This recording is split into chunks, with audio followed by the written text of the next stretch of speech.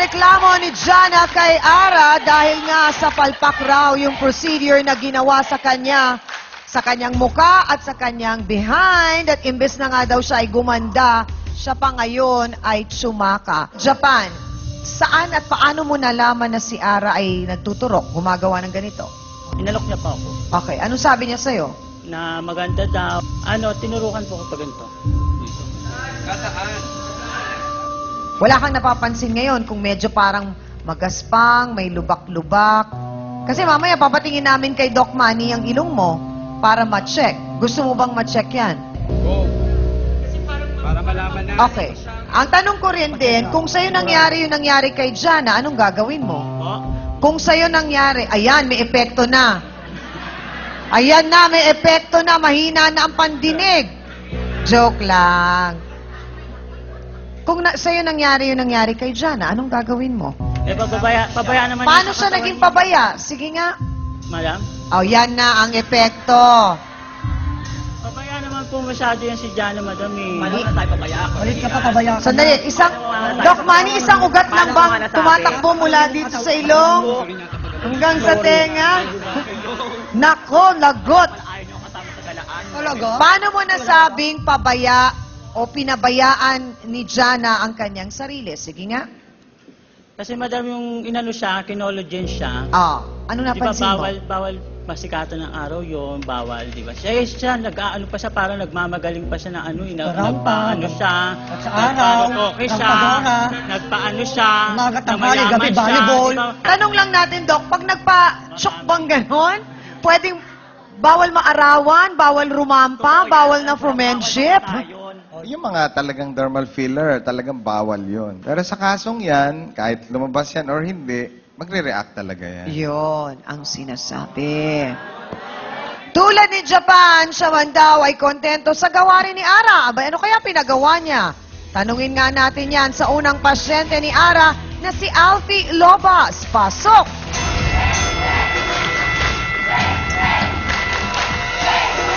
Alfie, ikaw ba yung sinasabi nilang si Pugo? Okay. Anong pinagawa mo kay Ara? 6,000 sa kababa. Kailan mo pinagawa? 2009. Magkanong binayad mo? 5,000 po. 5,000. Bakit kay Ara ka nagpagawa? Wala na po akong pakialam kung doktor man siya o hindi. Oh, bakit? Kasi po, since bata pa ako, Oh. na-experience ko na yung nilalait ako. Mukha daw akong andig, mukha daw akong bungo. Kasi sobrang payat ka, wala kang pisngi. So, nagpalagay ka. Okay, ilang turok yan? Dito po 6, dito po 2. Tig-6 po, tapos 2 po sa baba. So, bali 14 na injection yon. Paano mo hinahati? Paano mo sinusukat? Paano mo inaalam, Ara? Sabi ko na po sa kanya kung ano Hindi, yun. paano? Anong pinagbabasihan mo? Pag medyo okay na po siya, pinapabayaan ko na po. Oo, tansya ko na. tinatansya ko Tansya! lang po. Naku, hindi ba kayo natakot nun? Alfie, na tinatansya lang? Hindi po eh. Pero in fairness, maganda pa ang skin mo. Yan ba, Doc? Parang after a while, parang nawawala? Sa kaso siguro ng mga okay, Oo. konti lang talaga na ilagay doon. Hindi Iba-iba rin sinagad. kasi ang reaction ng tao. Sa Okay. So, halimbawa, 2 pasyente ko, yung isa nag-react, yung isa hindi. Depende kasi yan doon sa amount Okay. nung nilagay at kung paano nilagay. Pero nung naturukan ka, tapos nakita mo medyo nagkapisngi ka, anong naging pakiramdam mo after, Alfie? Noong una, mainit siya eh. Oo. Mainit siya, tapos namamaga siya. Parang Ito. Kasi yung mga...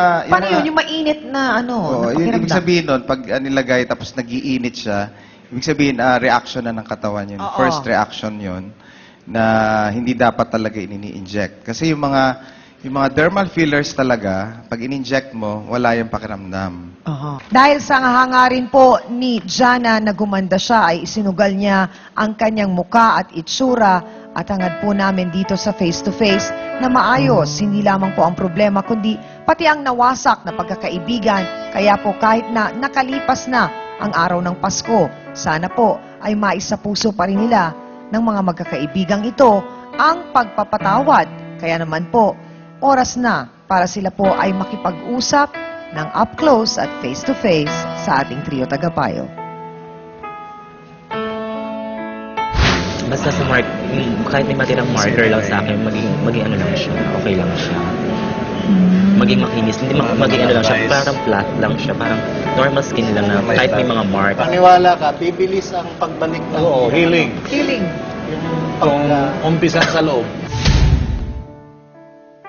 Matapos ang naging counseling sa inyo kasama ang trio tagapayo at syempre napakaswerte ninyo dahil bisita natin din ngayong hapong ito si Doc Manny Calayan. Ang huling message mo para sa ating mga bisita, Doc? Mag-ayos na lang sila. Total, andito naman tayo para ayusin ulit. Yung kay Jana. At doon naman kay Ara, ang ina-advise ko naman sa kanya, wag na niyang gagawin to. Ihinto na niya ito. At hindi lang si Jana ang mabibiktima niya, marami pa siyang mabibiktima dyan. Ayun. Marami pong salamat, Doc Manny Calayan. Attorney, talagang klaro kay Ara na meron siyang pananagutan sa ating batas kung sakasakaling maging buo ang desisyon ni Jana na magsampa ng kaso, hindi po ba? Alam ko na naunawaan yon at naintindihan yon ni Ara. At gaya nga ng sinabi ni Doc Calayan, yung pagkumbinsi ni Doc Calayan na ihinto na niya yan, sana'y mag-sink in o pumasok sa kalooban niya yon. Dahil hindi basta-basta ito ginagawa ng sino man. Marami pong salamat, Attorney Ben Acosta. At Dr. Camille, dito po sa naging kwento ng buhay ni Jana, magsimbisa na nga itong aral at babala rin, hindi lang sa mga kapatid nating Becky, kundi sa mga babae din o kahit mismo ang lalaki na medyo may pagkabanidoso na mag-ingat at huwag din masyadong nagtitiwala ng ganun-ganun lang. Totoo yun, Chang. Alam nyo, napaka-importante po na malaman nyo lahat ng mga bagay kung sakasakaling gusto nyo magkaroon ng ganitong klaseng sabihin natin, pagbabago sa inyong kaanyuan o kung gusto nyo madagdagan yung inyong kagandahan. Lagi rin po siguro nating tatandaan yung tinasabi nating a little learning is dangerous.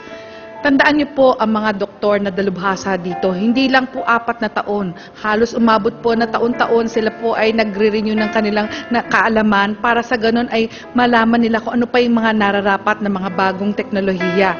Hindi po yung konting kaalaman na ganito at susubukan nyo para lang kumita ng pera. Ganyan. At napakahirap po yung yung tayo bilang isang tao, ang dali-dali nating makumbinse. Dapat nating intindihin siguro na sa puntong ito, dapat magkaroon tayo ng contentment sa ating sarili. Kung meron man tayong kagustuhan na gusto nating gumanda, mag-effort tayo na siguro dapat iba yung pagsipag na para makaimpok ng pera para sa tamang doktor. At higit sa lahat, dapat yung isipin ang kagandahan sa loob. Dahil kung maganda ang kalooban, maganda ang inyong puso, kahit sabihin ng ibang tao, pangit kayo pero maganda ang kalooban nyo, ang aura niyan. Magpro-project ng buong kagandahan ng inyong ugali at buong katauhan nyo. Yun lang po. Thank you, Dr. Camille Garcia. Father, nabanggit nga ni Doktora yung kagandahan ng kalooban. Dahil yun pa rin ang magandang dapat nating inuuna kesa yung sa kagandahang panlabas. Tama po. Ang ating panlabas na anyo ay hindi po yun ang sukat ng kagandahan. Di ba? Ang sukat po ng kagandahan ay yung the totality ng ating being. The totality ng ating pagkatao. Hindi po pinagbabawal ng Panginoon na magpaganda ka. Dahil tayo'y inatasan ng Diyos na ipagpatuloy natin ang gawain to recreate the world. Diba? Pero kung ang ginagawa mo, kahit wala kang kaalaman tungkol sa pagpapaganda, ay gagawa ka ng paraan upang kumita lamang, upang mapaganda ang isang tapos. Pagkatapos, ano nangyari? Nasira siya, ay lumalabag ka na sa Diyos. Maraming pong salamat, Father Sonny Merida. At syempre, thank you very much sa ating trio tagapayo. Sabi nga nila, di ba, lahat tayo pwedeng matuto sa buhay sa paraan na hindi naman dapat tayo mahirapan o masaktan. Pero sa pangyayaring ito, pare-pareho kayo may natutunan sa buhay sa nangyaring ito sa mabigat at mahirap na paraan. Mabigat kasi merong hindi magandang naging resulta, Jana. At Ara, sana ihinto mo na ito. Jana, sana patawarin mo ko sa mga nagawa ko. Direk, pasensya ka na. alagang, gawa ko sa alagang. Ha? Siya sila rin Japan. Sorry po, ma.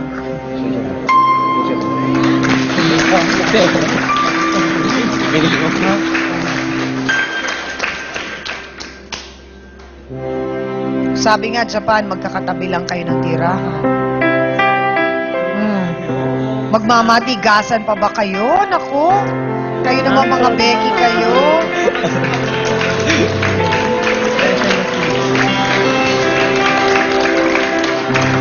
At dahil nga dito, aba, may regalo kami para sa'yo, Jana, dahil gusto naming lahat na maibalik yung sinabing self-confidence mo, kaya naman ibabalik din ng face-to-face sa tulong pa rin syempre ni Doc Manny Calayan. Ang iyong dating itsura para handa ka na ulit na makipag face-to-face sa iyong mga kaibigan sa pagpasok ng bagong taon. Anong masasabi mo, Jana? Happy ka. At magpasalamat ka rin kay Doc Manny dahil ang Calayan ang magpapagaling at magpapaganda sa iyo. O, diba? So, isa ka ng Calayan Beauty all your life. O, diba? Isang maligayang Pasko, talagang magiging maligaya ka na, Jana, at pagpasok ng bagong taon. Gusto ko ulit makita ka at maganda na ang iyong itsura, ha? Babalik ako dito. Yes. Merry Christmas. Maraming salamat sa inyo. Amina na po tayo mga kapatid, maraming aral na naman po tayong natutunan sa ating pong issue ngayon. Lahat po ng nilalang sa mundo ay binibigyan ng bukod tanging kagandahan. Iba-iba nga lang po ang ating angking ganda at iba-iba rin po ang ating pagdadala. Maganda maging maganda ang ating panlabas na anyo. Pero sa buhay na ito, higit pa rin pong mas magandang nakikita ang gandang pangloob. Dahil kahit kailan, ito po ay hindi nariretoke. Para po sa ating face-to-face, heart-to-heart thought for the day, real beauty is in the eyes of the beholder. Maraming salamat sa inyo mga kapatid sa pagsama nyo sa amin at maligayang Pasko sa inyong lahat. Merry Christmas to you, Hans Mortel! Ganon din sa Dance Squad. Thank you! B1 at B2, salamat! Sa trio, Tagapayo. Kay Doc Manny Calayan, Merry Christmas! Salamat sa regalo mo kay Jana at sa lahat ng ating mga sausawera dito sa studio at sa lahat po ng mga bisita nating nagtiwala para po ibahagi ang kanilang mga tunay at totoong kwento ng buhay. Mga kapatid, ako po ang inyong nag-iisang pambansang kapitana, ang inyong Chang Ami na lagi nagpapaalala. Ang problema, pwede mong tawanan, pero hindi mo yan dapat talikuran. Kaya kung may problema ka, harapin mo, pag-usapan natin yan. Para po sa inyo to mga kapatid, maligayang Pasko po sa inyong lahat. Instant aguinaldo ang nakuha ni Jana sa mga ninong at ninang niya sa face-to-face. At sinong di matutuwa kung ang pangako sa'yo ay matulungang maibalik ang dating forma at ganda ng iyong mukha. Kaya naman, linggo-linggo, excited si Jana na pumunta sa clinic ni Doc Manny Calayan. Ang treatment natin doon is yung i-injectan natin ng pampatunaw, tinatawag natin mesomelt injection. Depende sa response ng foreign body na in-inject sa kanya. Usually, siguro mga 1 to 2 months. Hindi pala biro ang procedure at treatment na gagawin kay Jana. Marami siyang pagdaraanan bago makita ang resulta.